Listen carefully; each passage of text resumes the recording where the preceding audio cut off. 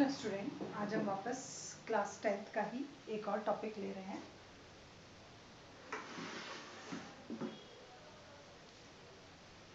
इसमें आज मैं आपको बता रही हूँ छाया मत छूना। ये वाली कविता है, उसको एक्सप्लेन करने की कोशिश कर रहे हैं। तो इसका जो कवि है गिरजा कुमार माथुर, वो आपको ये बताना चाहते हैं कि रियल में हमें कभी भी अपनी छाया को छूने का प्रयास नहीं करना चाहिए। अब आप लोग सोच रहे होंगे कि मैं चल रहा हूँ और मेरी छाया आ रही है तो मैं मेरी छाया पर पाँव रखूँ।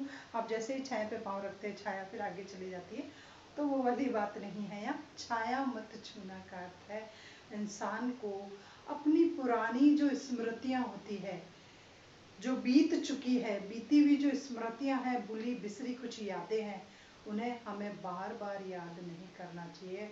यहाँ छाया मत छूना का अर्थ है, कवि पूरा एक चरित्र चित्रण कर रहा है कि इंसान हमेशा पुरानी यादों में खोया रहता है, पुरानी बातों में रहता है, पुराने सुखी दिनों को याद करके दूर रहता है कि यार आज ये कौन से दिन देखने को मिले, क्या दिन थे, वो हमारा एक ज़माना था, आज कौन सा ज़माना आ गया, कल क्या होता था और आज क्या है। तो हमें हमेशा बीते हुए वक्त में नहीं जीना चाहिए, बल्कि वर्तमान का ध्यान रख करके भविष्य को संवारने का प्रयास करना चाहिए। कवि इसके माध्यम से यही कहना चाहिए कि आज की युवा पीढ़ी का पूरा ध्यान वर्तमान की ओर केंद्रित होना चाहिए, उसे पुराने काल से जुड़ी हुई स्मृतियों को बुलाने का प्रयास करना चाहिए। छाया मत छूना होगा दुख दूना। तो यहाँ कवि कहना चाह रहा है छाया मीन्स अतीत की स्मृतियाँ, भूली बिसरी जो यादें हैं, उन यादों को याद मत करना। मन होगा दुख दूना, तो तुम्हारे मन में और ज़्यादा दुख जो है वो दुगना हो जाएगा। अगर तुमने भूली बिसरी अतीत की स्मृतियों को याद किया, बार बार उनकी पुनरावृत्ति की, तो तुम्हारे मन का जो दुख है वो और दुगना हो जाएगा। क्योंकि जो पहले मिला था वो आज नहीं मिलता है, और जो आज मिला है वो आगे नहीं मिलेगा। परंतु मनुष्य वर्तमान पर ध्यान नहीं देता है, वो हमेशा अतीत को देखता है कि यार कल कितना अच्छा था, आज उतना अच्छा क्यों नहीं हो रहा है।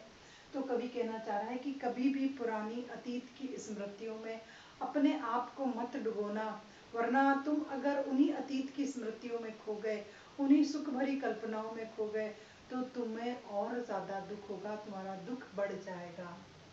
जीवन में है सुरंग सुदिहा सुहावनी, इसका मतलब हमारे जीवन में कई रंग बिरंगी स्मृतियां हैं।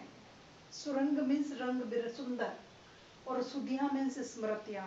तो सुरंग सुधियों का मतलब होता है रंग बिरंगी स्मृतियां।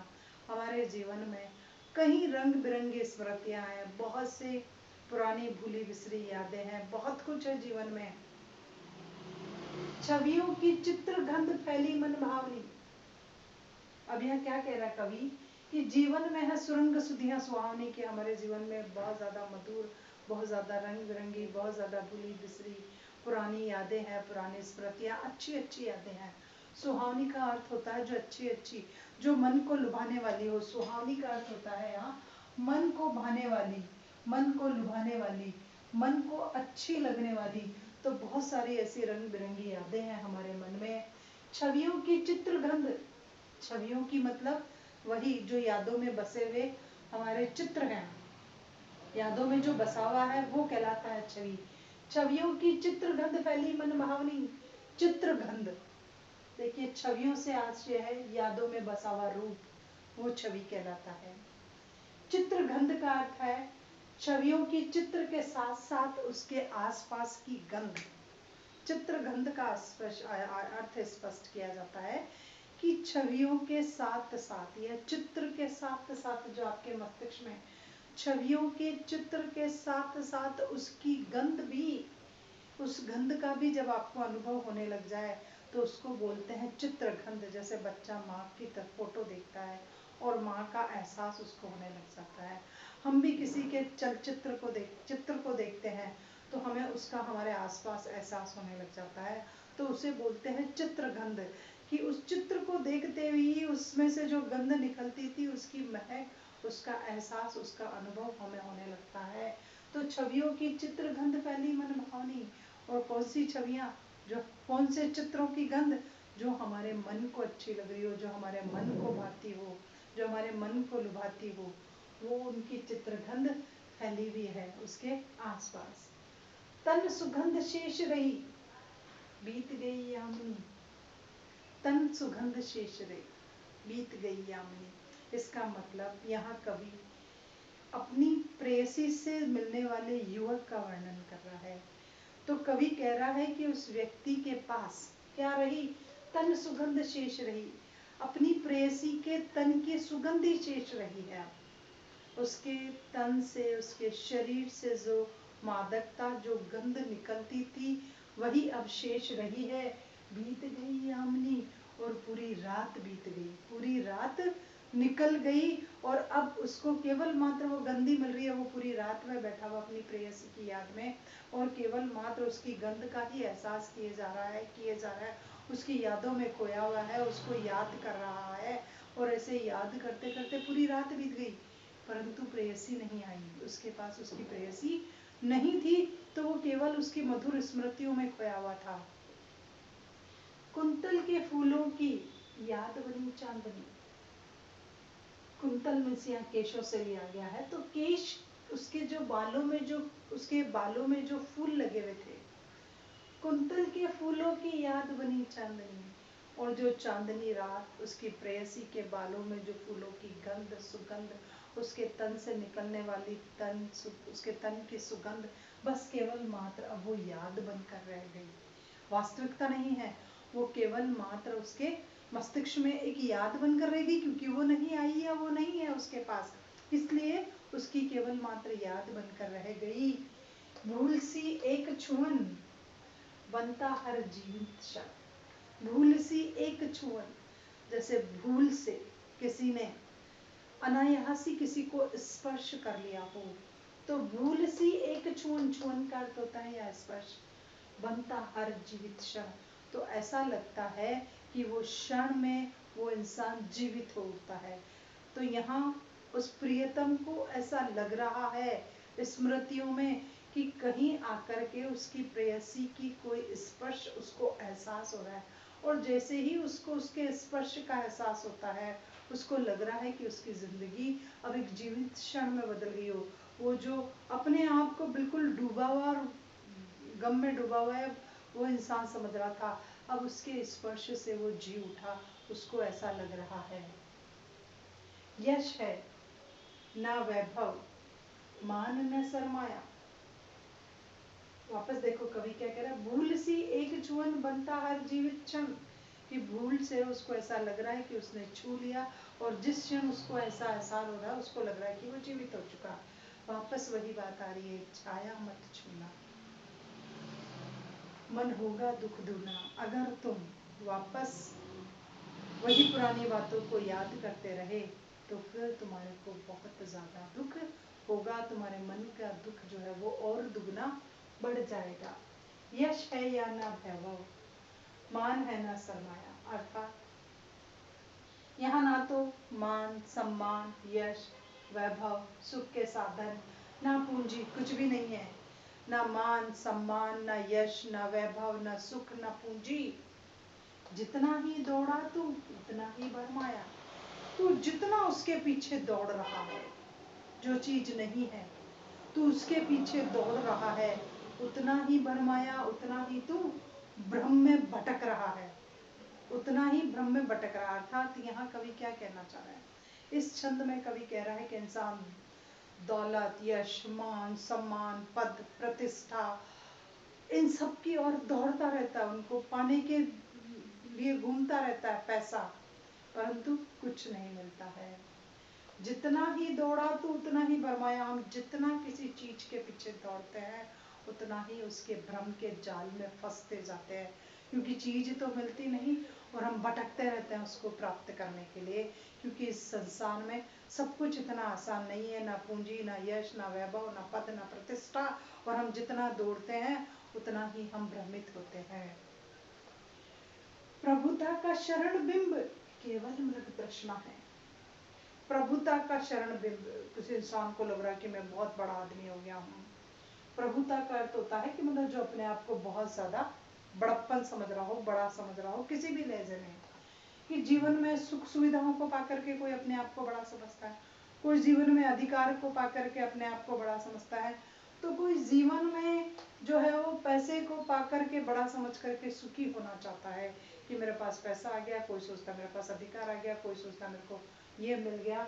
तो प्रभुता का शरण बिंब केवल मृत तृष्णा है। तो अगर हम इसकी शरण में जा रहे हैं, हम यहाँ पर आकर केंद्रित हो रहे हैं इस बिंदु पर आकर के, तो ये केवल एक मृग तृष्णा है। मृग तृष्णा का अर्थ होता है झूठा भ्रम। मृग तृष्णा से हमारा तात्पर्य झूठा भ्रम की मृग जो है वो तृष्णा में दौड़ता रहता है, प्यास में दौड़ता रहता है। यहाँ पूरा वर्णन किया गया कवि ने कि रेगिस्तान में जब सूरज की किरणें पड़ती है, रेगिस्तान की भूमि पर जब सूरज की किरणें पड़ती है तो वो जो मिट्टी होती है वो इतनी जगमगा जाती है, चमकने लग जाती है। तो वो चमकीली मिट्टी दूर खड़े हिरण को ऐसा लगती है कि यहाँ जल है। दूर खड़े हिरण को ऐसा लगती है कि ये जल है, और वो हिरण उसी रेगिस्तान में जल को ढूंढता रहता है, लेकिन उसे जल कहीं नहीं मिलता। जल क्यों नहीं मिलता? क्योंकि ये उसका भ्रम है।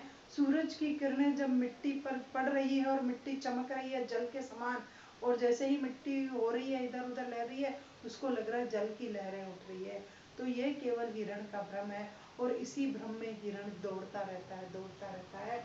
उसी प्रकार इंसान भी पैसा, पद, प्रतिष्ठा, इन सबके चक्कर में घूमता रहता है, और उनको पाकर के अपने आप को बड़ा समझता है, सुखी होना चाहता है, लेकिन फिर भी सुख उसको नहीं मिलता है। तो ये उसका भ्रम था।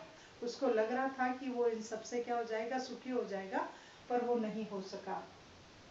हर चंद्रिका में छिपी रात एक कृष्णा है। कवि कह रहा है कि हर चांदनी रात के बाद एक काली रात आती है।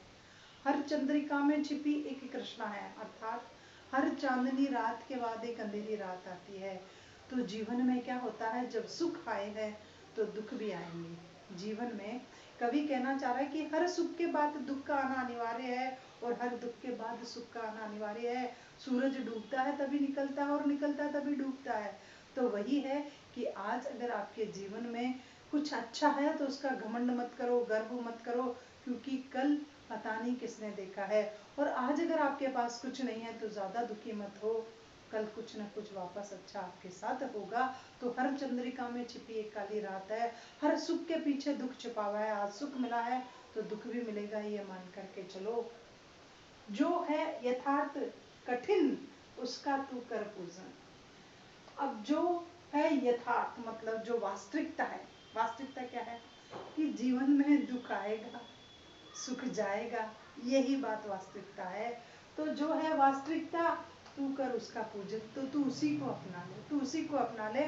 सब कुछ प्रभु की मर्जी, इंसान की मर्जी समझ करके उसको एक्सेप्ट कर, उसको स्वीकार कर। सुख मिला है तो ठीक है, दुख मिला है तो भी ठीक है। तो जो मिला है उसको यथार्थ समझ, वही वास्तविकता है जिंदगी की। तू पुराने समय में खोया रहेगा, अतीत में खोया रहेगा, यादों में घूमता रहेगा, तो वो तेरा केवल मात्र एक भ्रम होगा।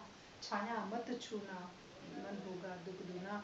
अगर तूने अतीत में जाने का प्रयास किया तो फिर तेरा मन बहुत दुखी हो जाएगा। दुविधाहत साहस है, दिखता है पंथ नहीं। यहाँ पर क्या है, दुविधाहत साहस है। एक तो मुश्किलें है, एक जो साहस है वो हत हो गया, मतलब अब हम साहस ही नहीं कर पा रहे आगे बढ़ने का।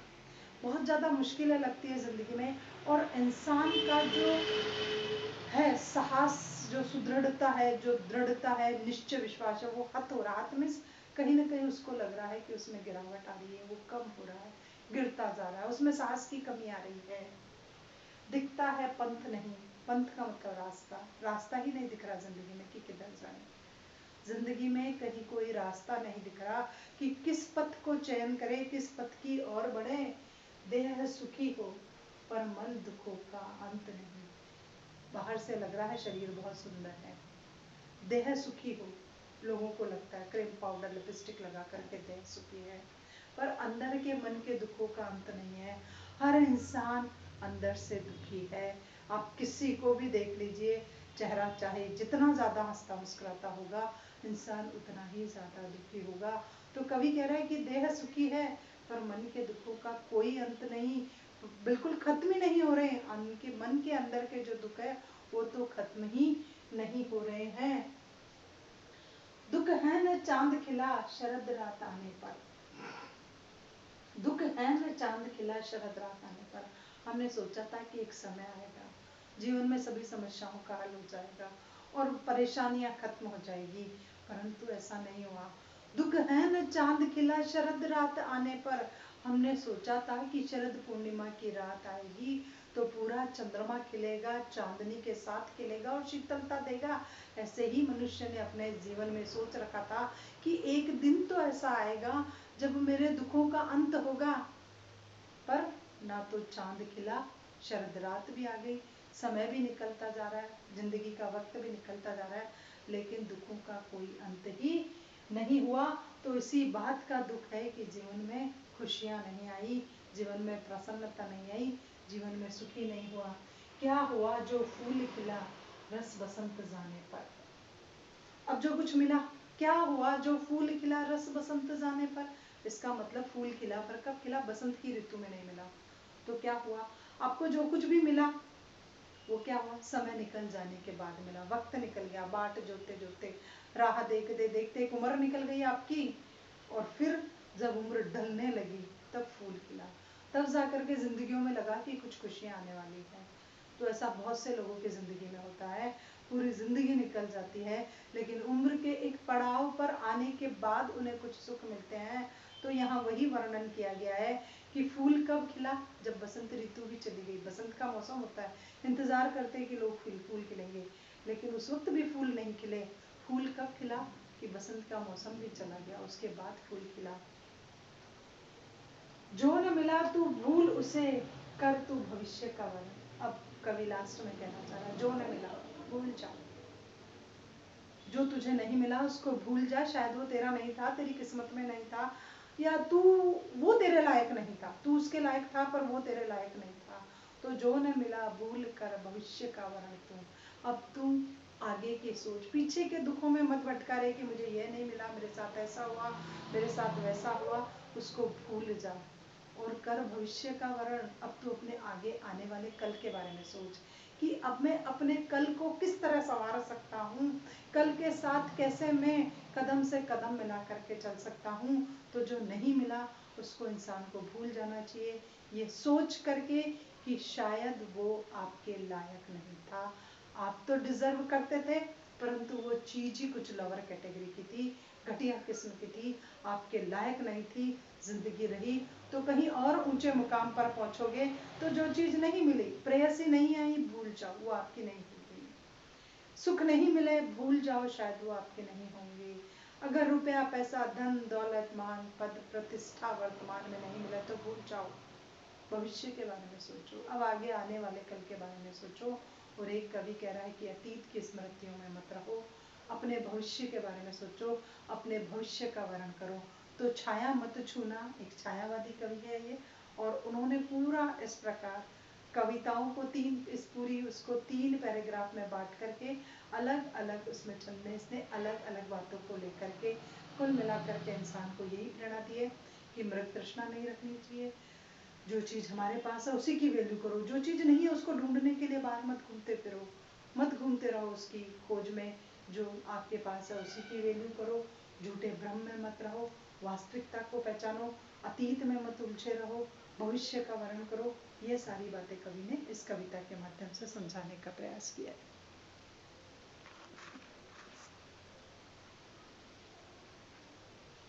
एक बार वापस समझा रही हूँ यहाँ से। दुविधा हत साहस है दिखता है पंथ नहीं, कि आपको लग रहा है कि बहुत मुश्किल में हो, आपका साहस खराब हो रहा है, आपको रास्ता नहीं दिख रहा है, तो ऐसी कंडीशन में आपको क्या करना चाहिए है कि जो है यथार्थ कठिन उसका कर तू पूजन, जो वास्तविकता है तुम्हें उसको पूजना चाहिए, उसी का वर्ण करना चाहिए, उसी को अडप्ट करना चाहिए।